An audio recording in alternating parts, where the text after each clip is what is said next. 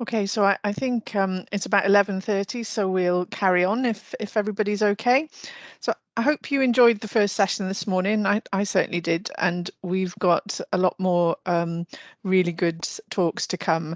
So it now gives me great pleasure to welcome back to Wage Dr. Andy Veach, who has very kindly agreed to give our keynote speech today.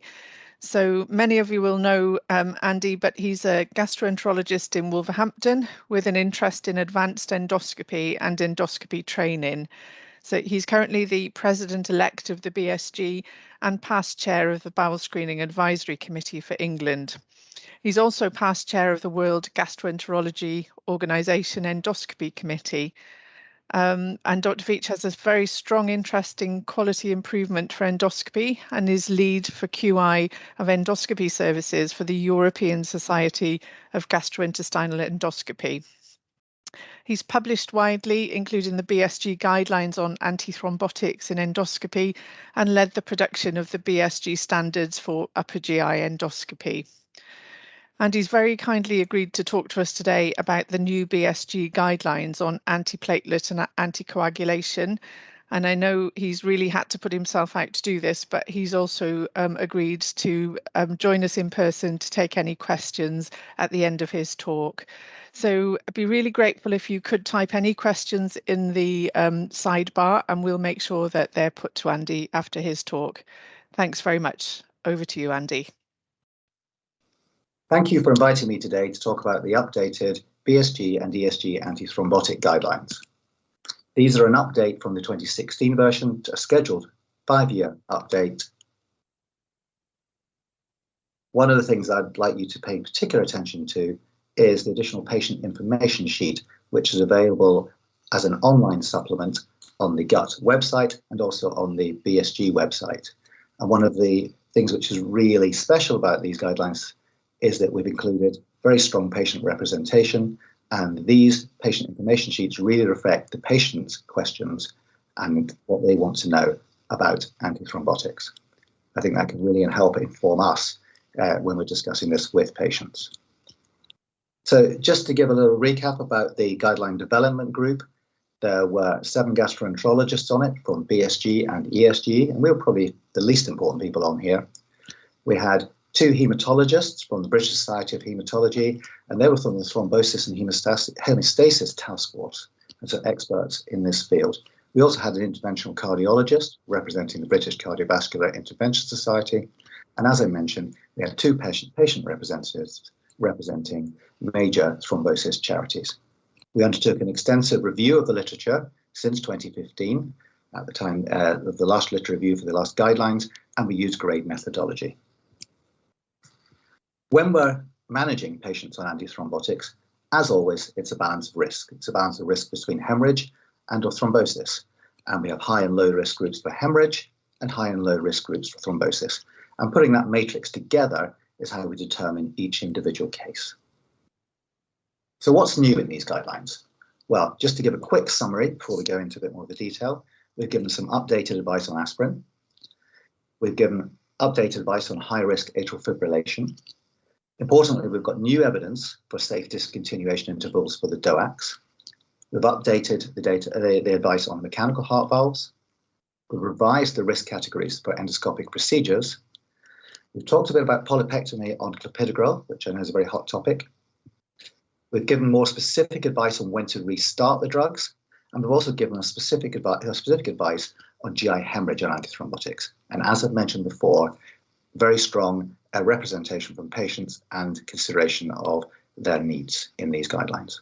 So this is the algorithm for P2Y12 receptor antagonists. That's clopidogrel, prasugrel, and ticagrelor.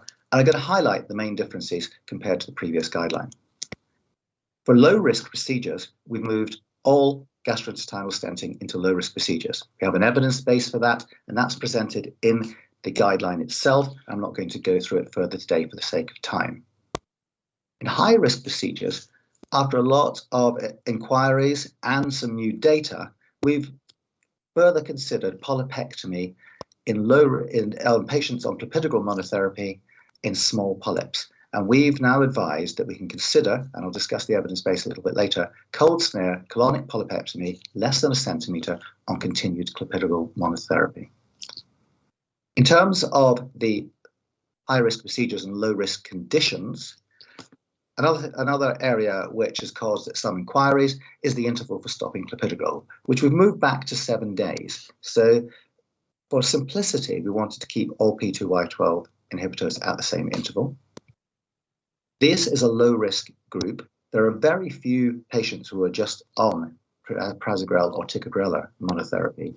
And we erred on the side of caution towards hemorrhage by advising stopping clopidogrel at its recommended interval of 7 days. In the high-risk groups, and that's the patients who have coronary artery stents, it is really important, as before, that the strategy for discontinuation or continuation or whatever you're going to do is discussed with a consultant interventional cardiologist.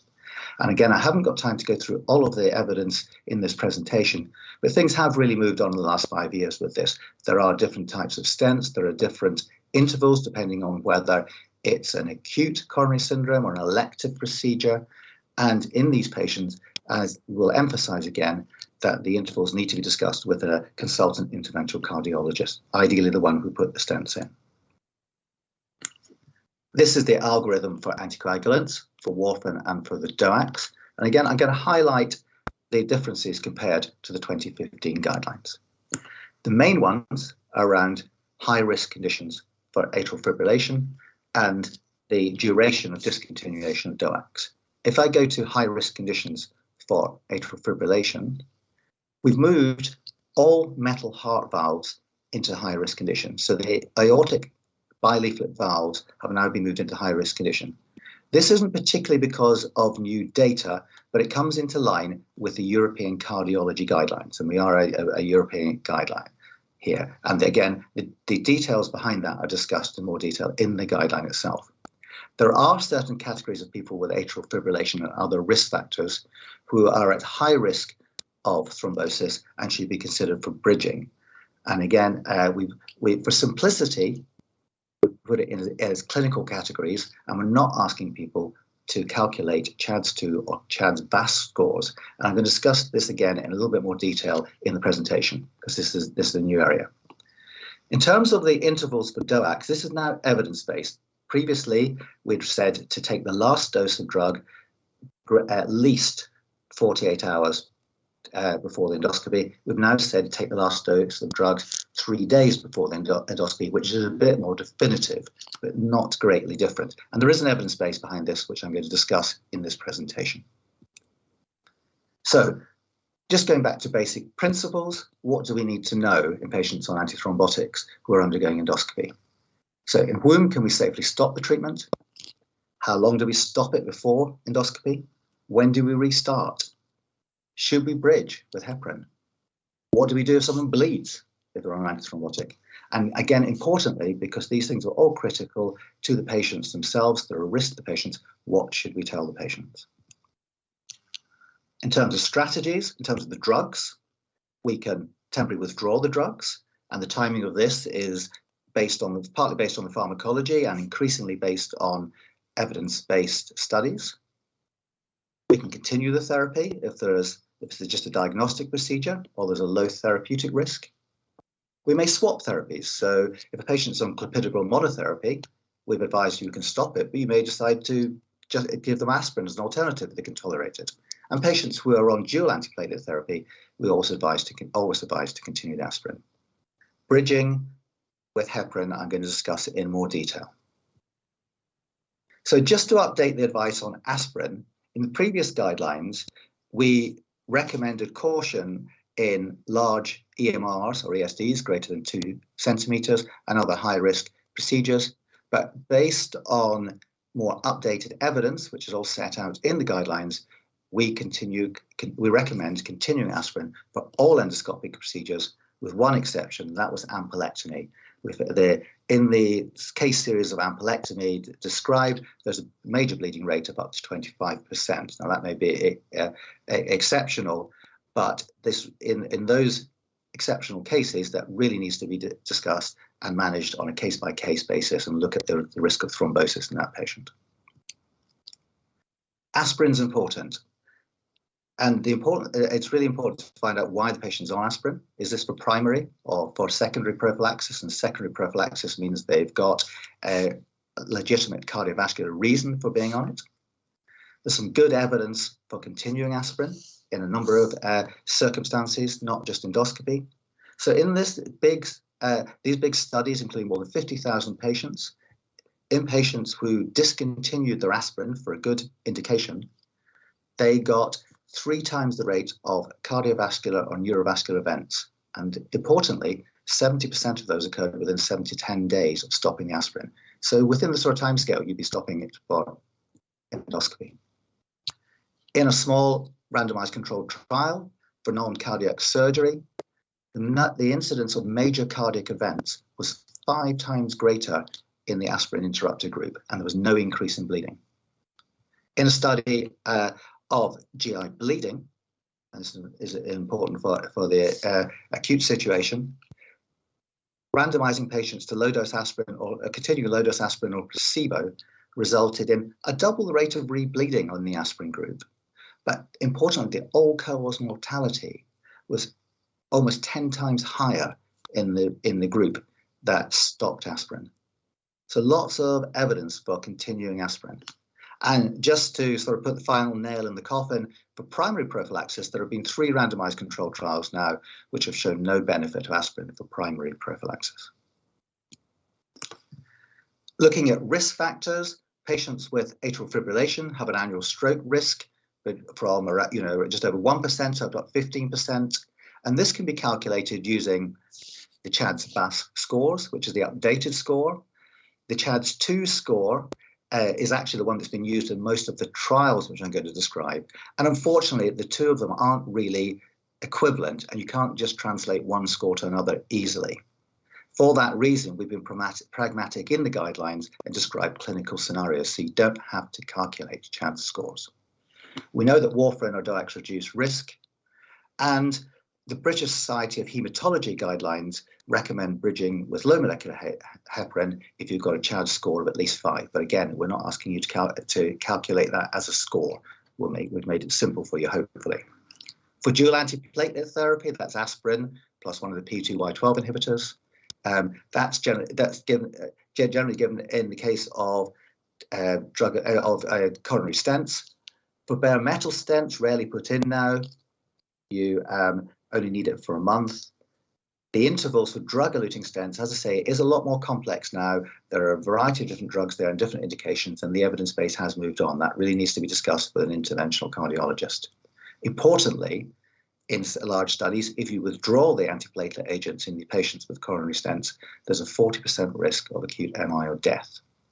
The other important thing to remember is that there's a window of opportunity for stent thrombosis, and up to about 5 days, if absolutely necessary, is acceptable, but stent thrombosis really kicks in at about that level. So we shouldn't be holding off antithrombotic therapy in these patients longer than that. And again, it needs to be in liaison with a consultant interventional cardiologist. The DOACs, we should all be familiar with them now. They have a rapid onset of action. That's really important because unlike warfarin, they kick in almost immediately. They have short half-lives, which is important, particularly in the context of bleeding. Dabigatran, which is now much less commonly prescribed, has a strong renal excretion component, which is important. But again, we know there's stable dosing, no monitoring. The INR and APPT are not valid in this case. That's important as well. So we don't monitor them because these indicators don't actually help. It's difficult to reverse the effects. Antidotes are now available. They're available in inverted commas there because they are manufactured, they are licensed, but they are very expensive and not widely available. And I'll discuss them briefly later. But they offer relatively low thrombosis risk indications again, which is important. Bridging, important. In terms of metal heart valves, there's some evidence to suggest that low molecular weight heparin is as good as unfractionated heparin. Now, this has been studied in only small studies. It is controversial with some cardiologists. If you talk to hematologists, they'll tell you about all the risks of giving intravenous continuous unfractionated heparin infusions. It's not done well outside of an ITU situation. But we, in line with the previous guidelines and with other interventional guidelines, we recommend using low molecular weight heparin for metal heart valves. In bridging for atrial fibrillation, there was the landmark study described in the previous guidelines, the BRIDGE study, large number of patients published in the New England Journal, mostly low risk, but over a third had CHAD scores greater than 3. And bridging in this group of atrial fibrillation patients with low molecular weight heparin increased the rate of hemorrhage, but no increased rate of thrombosis. In other studies with DOACs, again, low molecular weight heparin increases hemorrhage, but no increase in thrombosis. And if you use unfractionated bridging for warfarin DOACs, and this is the Japanese study, again, there was a bit of increased bleeding on the warfarin group, but again, no difference in thrombosis, but increased bleeding if bridging in these patients. But who should we bridge? So this, I'm going to thank John, one of our screening practitioners, who put together this algorithm based on the guidelines, and this is for the high-risk AF group, and I can share this with people later after the meeting. And again, we've got at the top there prosthetic heart valves with AF, mitral stenosis, or a stroke or TIA within 3 months. Easy, give them bridging, high-risk position. Don't have that. Do they have a stroke or a TIA in the past? No, low-risk condition. If yes, do they have 3 or more of the following? Congestive cardiac failure, hypertension, age over 75, or diabetes. If not, if they don't have 3 or more of those, they're still low risk. If yes, then manage high risk. Now, this may sound a little complex, but you've got to think it in context as well, that particularly since COVID, most patients with atrial fibrillation without valve disease are on DOACs now, and there's relatively few on warfarin. And the number that come into this group is going to be relatively small. And if you follow this simple algorithm, then it's quite easy for whoever's triaging patients to sort it out. This is the study which has influenced our thinking about DOACs. The guidance we put out before was pragmatic when we said at least 48 hours. Other international guidelines at the time had given sort of 3 different intervals for every drug given on the scenario. But this is a large prospective cohort study, over 3,000 patients. 1,000 of them were in high bleeding risk procedures. It was a mixture of surgical and endoscopic patients, but about half of them were endoscopic, and the high risk patients included polypectomy. And this looked prospectively at the risk of thrombosis and hemorrhage in patients just under using this simple protocol. And if you look at for the high risk procedures, they're omitting the DOAC for 2 days, which means the last dose of the drug is taken 3 days before, which is why we put that wording in. And then they've restarted at 2 to 3 days after the procedure, depending on the perceived bleeding risk, and that can be individualized. The 30-day major bleeding rate was low, although it was a little higher in the high bleeding risk group. But importantly, using this, the risk of arterial thromboembolism, that's strokes, that's major myocardial infarctions and arterial strokes was low. The risk of venous thromboembolism was measured in the study, but it wasn't adequately powered. But again, it was low. So again, there's an evidence base here for stopping DOACs rather than just the pragmatic infills that we recommended before. There's been a lot of discussion over the last few years about polypectomy on anticoagulants or on clopidogrel. This is the data on warfarin. It hasn't really changed much since we previously presented it.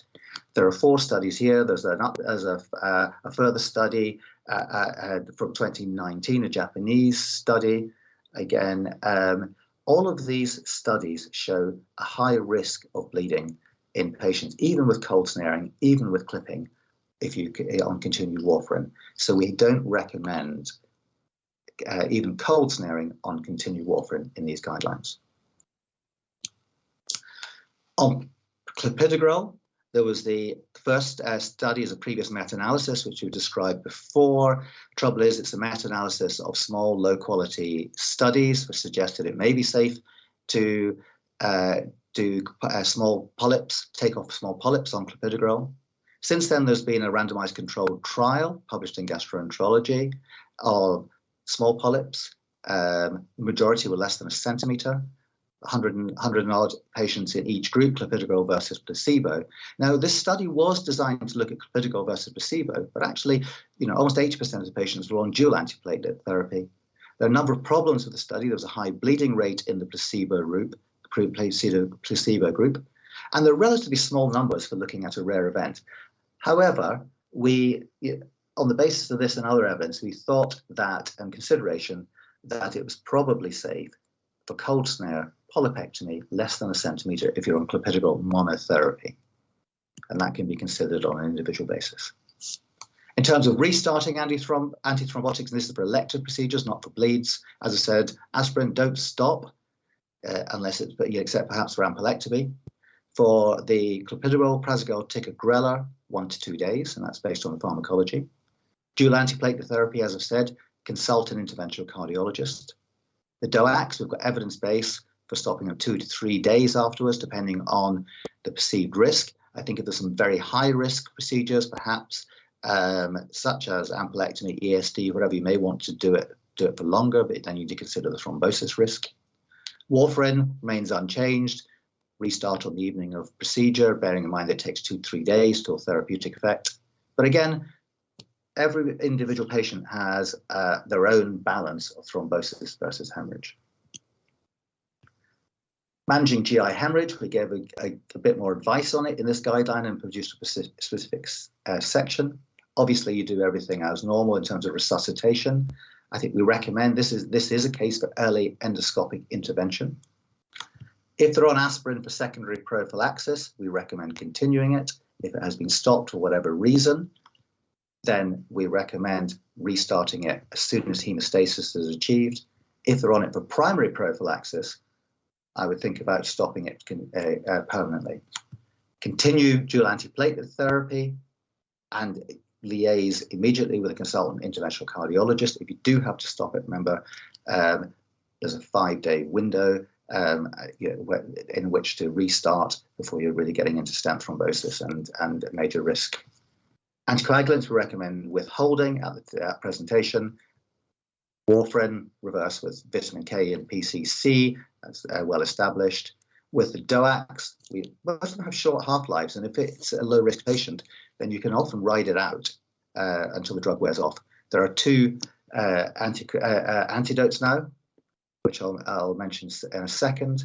And again, this is important in terms of when anticoagulants are stopped. It is really important before the patient is discharged that there's a plan for restarting it. And there seems to be a window for warfarin with some evidence base that 7 days is an optimal type of period. Before that, you get an increased risk of hemorrhage. After that, you get an increased risk of thrombosis.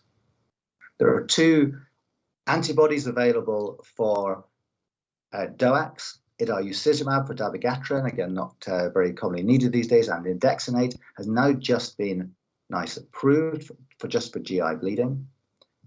Both of these are expensive.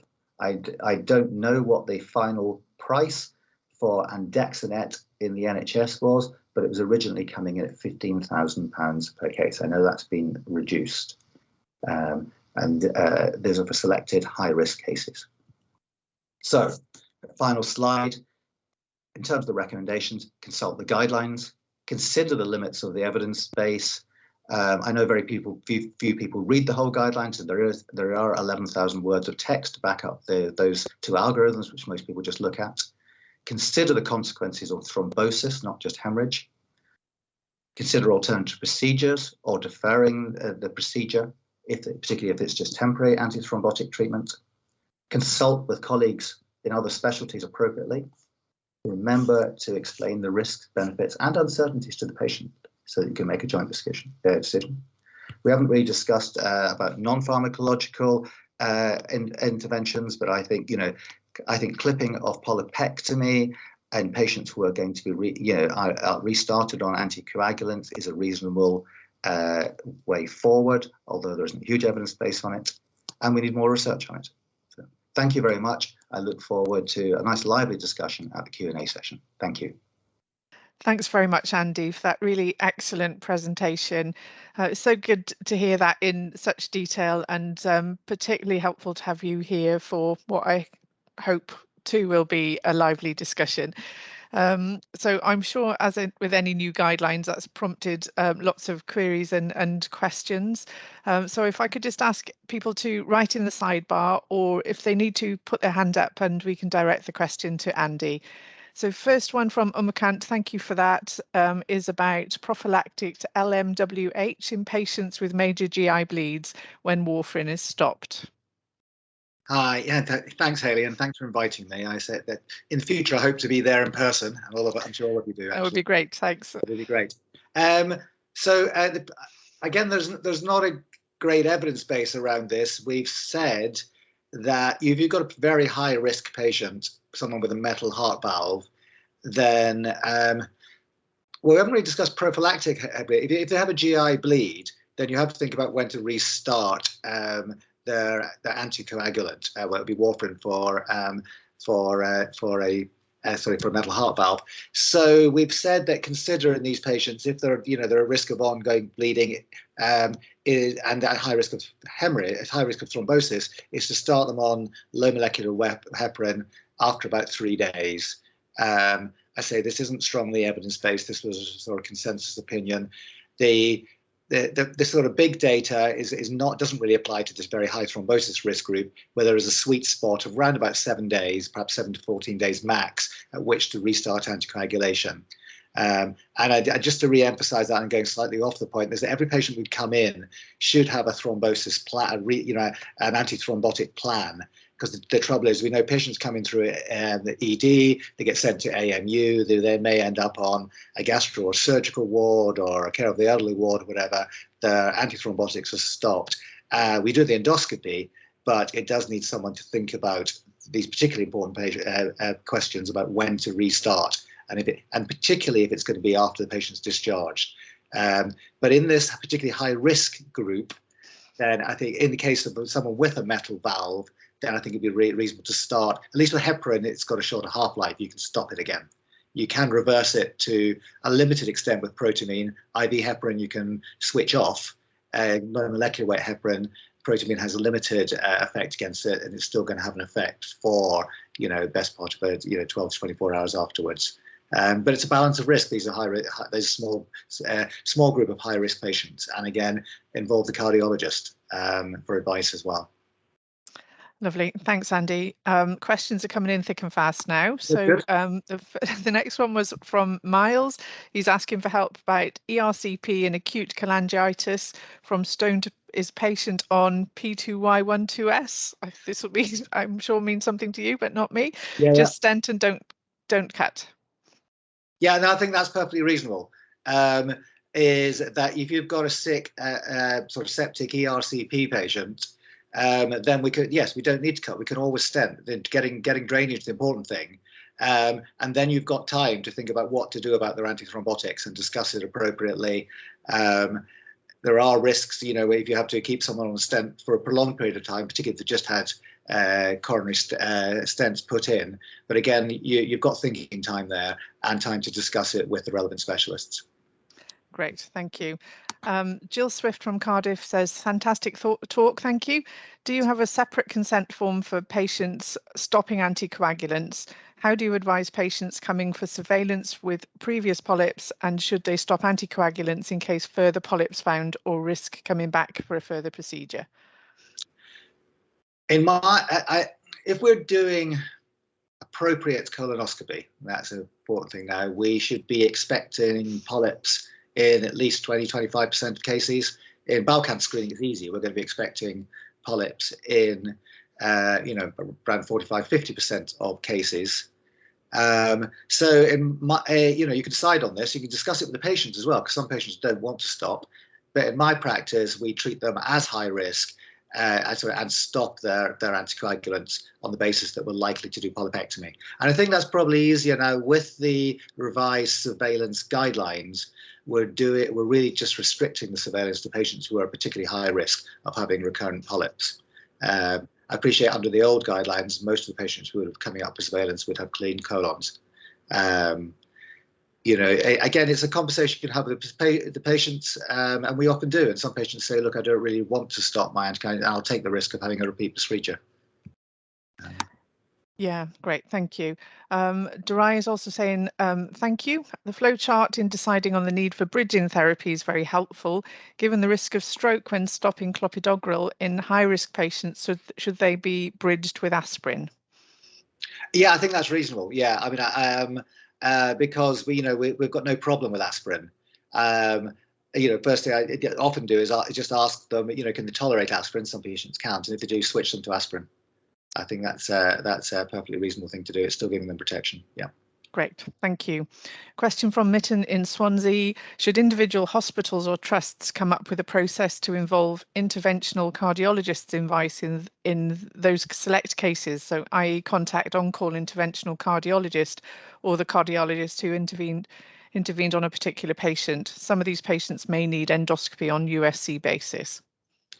Yeah, I mean, I think that not everyone. Well, obviously, not everyone's in an interventional cardiology centre. Most of them are regional, but they all have on call. I think getting hold of the individual cardiologist who put the stents in is something you might be able to do on an elective basis, because we don't have urgent colonoscopy. But in the case of an acute GI bleed, then obviously you have to manage the patient appropriately. And I would. This is the one where this is the case where I think we do need to be coming in the middle of the night and scoping these patients and trying to get endoscopic hemostasis and limiting the time we're going to stop the antiplatelets. I mean, from a pragmatic point of view, even if you stop the antiplatelets, they're still going to have an effect for a few days. The life of platelets is up sort of 5 to 7 days, and they permanently inhibit the activity of platelets. So it does, it is a kind of curve. But in that first 24 hours, to be honest, it's probably not going to make a huge amount of difference if you can't get hold of the interventional cardiologist. You obviously got to do what's best in an emergency situation, particularly an unstable bleed for the patient. Yeah, great, thank you. A question from Saeed. Is there a reason cold versus hot snare is considered on clopidogrel for polyps less than 1 centimetre? Isn't hot snare safer in comparison, or are we worried about coag-induced delayed risks? So the problem with any of the antithrombotics, even if we stop them, is that we always restart them. And it's really about delayed bleeding. If you do cold snare polypectomy, whether the patients are on anticoagulants or not, I mean, that's my first choice these days. And there's good data now on cold snare piecemeal resections of SSLs. There's a good case series in last month's Gut on that. If you do cold snare, you get an increase in immediate bleeding, which is rarely a problem, but at least it's there in front of you. You can clip it, you can deal with it. But you do get a reduction in delayed bleeding. And delayed bleeding, as we know, you can get delayed bleeding from polypectomy 7 to 10 days later. We've all seen patients who come in that. And so even if you interrupt their antithrombotics, you've got to restart them. And therefore, one of the things which we do mention in there, and it's in one of the recommendations, is that patients who are having therapy which might have a risk of delayed bleeding, is warn the patients about it. That if you're going to restart whichever antithrombotic it is, you've got an increased risk of bleeding at a week's time, compared to other patients, and make sure they know where to seek help. And that's the important thing, is who to call, not the GP, not the endoscopy unit at 9 o'clock at night, going to be there, and that they, if they come into the A&E department, that they know what to do with someone who's had a post-polypectomy bleed. So again, it's having those processes in place. But I think, cold snare, diathermy is virtually all the complications we have in colonoscopy, particularly, are related to diathermy.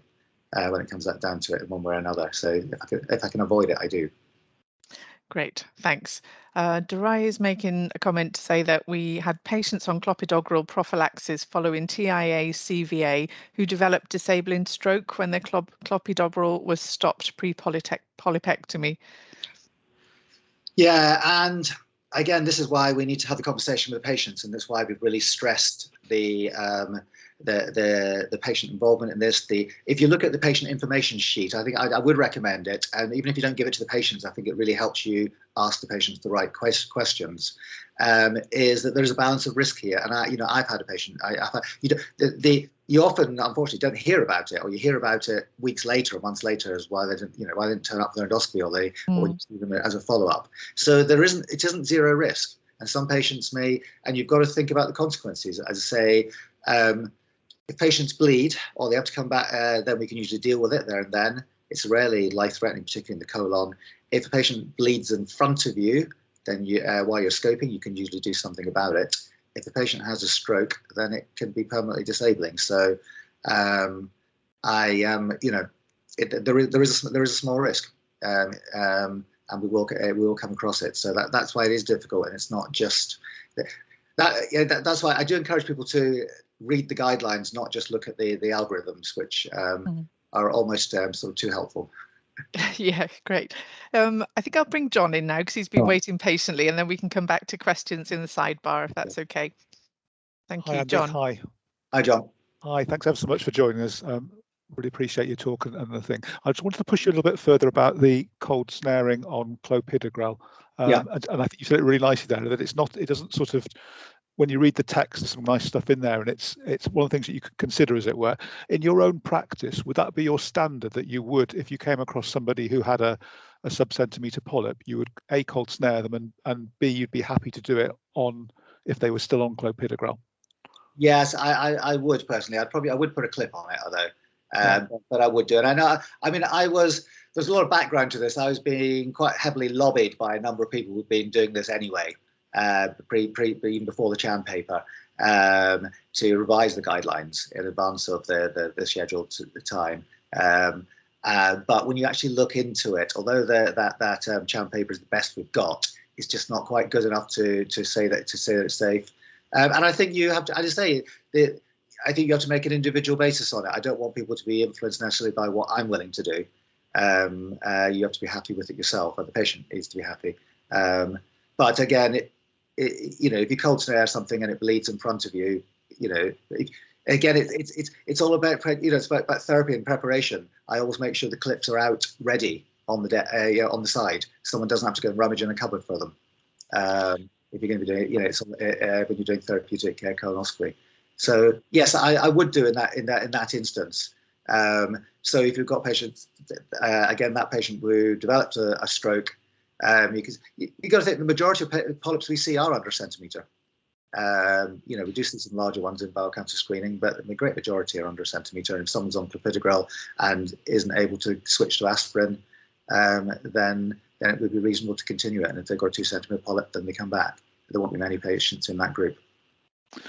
I think that's really helpful, because I think it's really important, because I don't know about your practice, but over here that we've had a lot of people being brought back for repeat procedures with tiny little pimply things in their bowel. Firstly, you have to wonder whether that's actually worth them coming back full stop, because they're often elderly people who are comorbid. So I think that's the endoscopist has to engage their brain a little bit about that.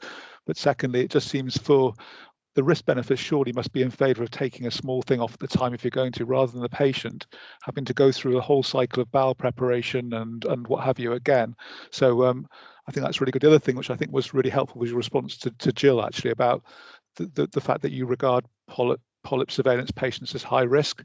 And I think that's really quite an important thing to think of, isn't it? Because those patients get rather annoyed if you haven't spoken to them.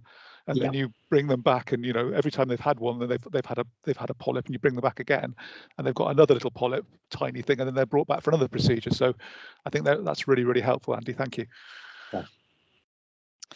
Thanks, John. One last question, I think, Andy. Lindsay from North Wales is asking, how do we quantify risk versus benefit when talking to patients to ensure appropriate consent? I think it's difficult, because we've tried to set it out as much as possible in the text of the guidelines, where there are data, it's in there.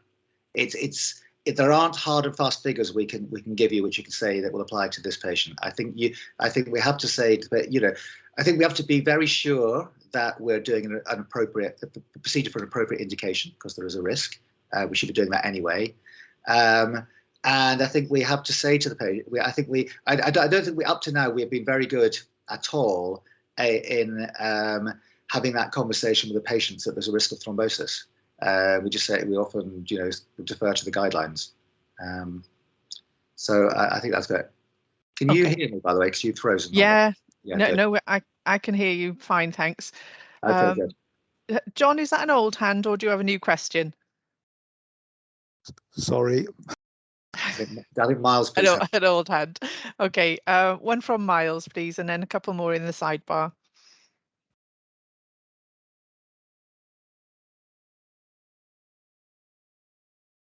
Can you hear us, Miles? Okay, maybe we'll go to a question on the sidebar while Miles's audio is being sorted. So a question from Saeed. Where do you see variceal banding or injection in the risk category while looking at stopping or restarting anticoagulation in elective settings? I think bandings are difficult. We've kept it in high risk because some patients bleed when you band them, although the absolute risk is relatively small. But we've kept it in the high risk category because of the consequences if they do bleed. It's rare. Again, there's not a huge amount of evidence, and it is discussed. There is a small section on banding because there isn't much data on it. Okay. Yeah. Thanks. He's also asking if long segment Barrett's greater than 10 centimeters requiring multiple biopsies, would you still consider it low risk procedure? I wouldn't bridge patients on it. I don't think. I think it is. I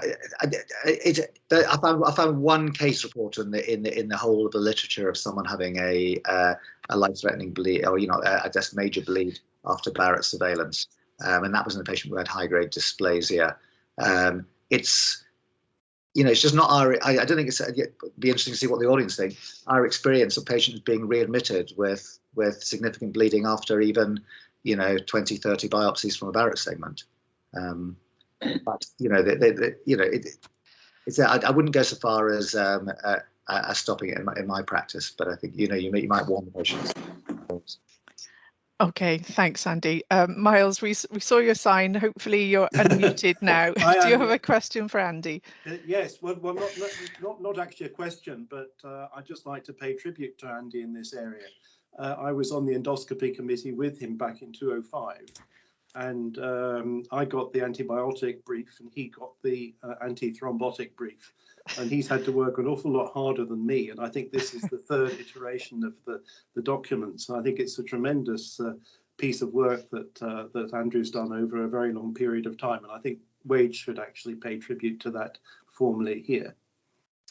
Absolutely. Thank you, Miles. Thanks, Miles. That's what you get for putting your hand up at endoscopy committee when you're the new boy. But I would like to pay tribute to the authors of this because we did this through COVID. There were cardiologists and hematologists doing 1 in 2 rotas while I was nagging them for content. And very sadly, actually, one of the previous authors, Tony Gershlich, died of COVID just before the guideline development committee meeting. So it kind of puts that in context as well in terms of the workload. So it's. It was a big team effort. I was just the kind of ringleader on it. That's really sad to hear, but a fantastic piece of work, and thanks very much. And thank you very much for coming to talk to us about it. So can I just check one last time? Does anybody else have any comments or questions for Andy before we let him go? I think that's probably it, Andy, but just again to say thank you so much. I know you've had to put yourself out to join us today, but we really are very grateful and really good to see you again.